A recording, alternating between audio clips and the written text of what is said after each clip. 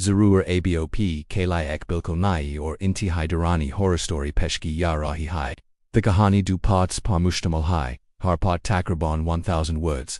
Or the 100% original Haikasi Se Copy Nahi Kigai. Copyright Se Bilkul Mehfuz. High title, The 13th Door Genre Cosmic Horror Per Isolation Madness. Main character Sawyer Finch 33. A property inspector setting, an ancient building sealed for over 150 years, hidden in the mountains of Colorado. 1. Echoes beyond the frame. Sawyer Finch wasn't the kind of man who believed in curses or spirits. He believed in measurements, permits, and solid foundation reports. When his firm sent him to assess an unregistered private structure, hidden in the Rockies, one absent from all local records, he packed his camera, gear, and notepad like always. The only warning he got came from the ranger who led him halfway up the mountain. "That house wasn't built, son," the ranger muttered. "It was left behind." Sawyer chuckled. "That mean it's haunted?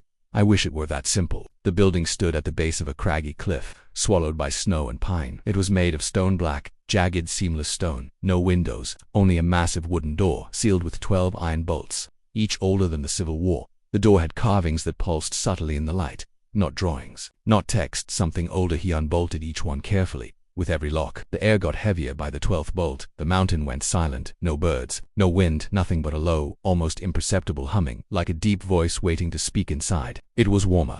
Too warm.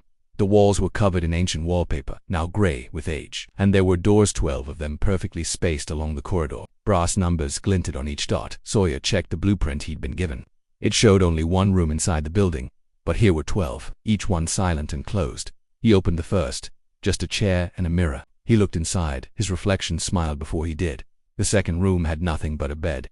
The sheets were soaked. With what? He didn't want to guess. In the third, the ceiling was moving, bulging in and out, like it was breathing. He went room by room. Every one was worse than the last.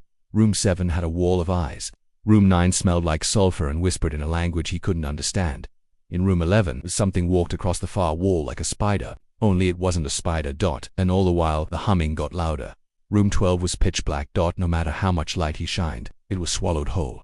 The second his boot touched the threshold, something cold and wet brushed his ankle. He slammed the door. Enough. He needed to leave immediately, but when he turned back down the hallway, a 13th door had appeared. No number. Just wood, darker than night, and a brass handle shaped like a human hand. He hadn't missed it before. It simply hadn't been there. Sawyer's instincts screamed at him, but his body moved anyway. The humming, 'twas louder now, beneath his skin, beneath his thoughts, like something ancient and hungry waiting behind that door. He reached out. The brass hand was warm. It pulsed. As he turned the knob, he felt the walls tremble. The ceiling cracked. The door creaked open, and what he saw was impossible. It was a room with no walls, just an infinite black space filled with floating mirrors, all showing different versions of himself. One was crying. One was skinless. One was hanging, and one stared at him with eyes made of clocks, mouthing silently. "You weren't supposed to open this." Behind him, the door slammed shut. He ran back, pounded on it, but the wood had no seam now, no handle, just cold, endless stone. And then, one by one, the other mirrors began to crack. The versions of him began to smile. He looked down. His reflection on the black floor was smiling too, but he wasn't. Then the whisper came again, not from outside, from inside his head. "Now you belong to the house." Sawyer Finch didn't know how long he'd been trapped. There was no light source, yet he could see everything. No temperature change, yet he shivered constantly. And no concept of time except in the clocks carved into the eyes of the version of himself that stalked him through. The dark, the endless blackness beyond the 13th door wasn't space. It was a mind, a conscious, ancient presence. And now he was inside it. The mirrors had stopped floating. They now hung in the air like meat on hooks, each one growing cracks that pulsed like infected veins. Each mirror showed another. Sawyer, dozens of versions from impossible timelines, some mutilated, some burning, some laughing with too many teeth, and one had no face at all. "You left the door open." 1,000 voices whispered at once. "Now the house is awake."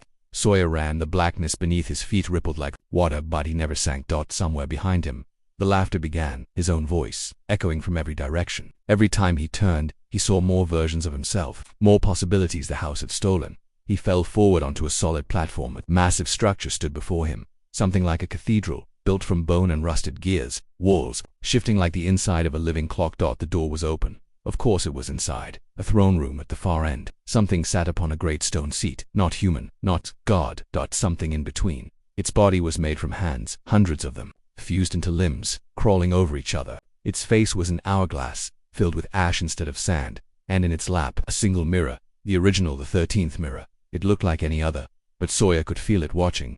The creature finally moved. The hands that made up its form clapped slowly, each clap echoing like thunder. You opened what was sealed, it said in a voice like dying wind. The door was not for you. Sawyer shook his head. Let me go. I didn't know. All who enter say the same. But knowledge is not the cost. Being is creature. Leaned forward. Inside the mirror, Sawyer saw his past, his lonely childhood, the death of his father, his growing distrust of the world, his obsession with what's hidden. And finally, this tripped up the house hadn't summoned him. He had summoned it with curiosity, with disbelief, with the very act of looking. You invited yourself, the being said. So now, you must become what you replaced. The throne room dissolved. Sawyer screamed as the blackness flooded back in. His skin burned, his bones twisted. Clock hands grew from his wrists, piercing through. One stabbed his chest right into his heart, but instead of killing him, it wound him. His eyes became glass. His mouth froze open. He could still think, he just couldn't scream anymore. He was dragged back to the hallway of doors, one by one. The other rooms began to seal themselves. Room 1, sealed. Room 2, gone. Room 3 collapsed in on itself, pulling its horrors back into shadow, until only the 13th door remained open. Sawyer was placed behind it. He watched as the stone wall resealed, flesh growing over it like scar tissue. A new brass plaque appeared. Room 13, do not enter. 6 months later, a new inspector arrives. She is young, skeptical. She undoes 12 bolts and sees only 12 doors, but down the hallway. As she turns to leave, a 13th door appears. It pulses, waits, and inside, behind the mirror, Sawyer's reflection smiles.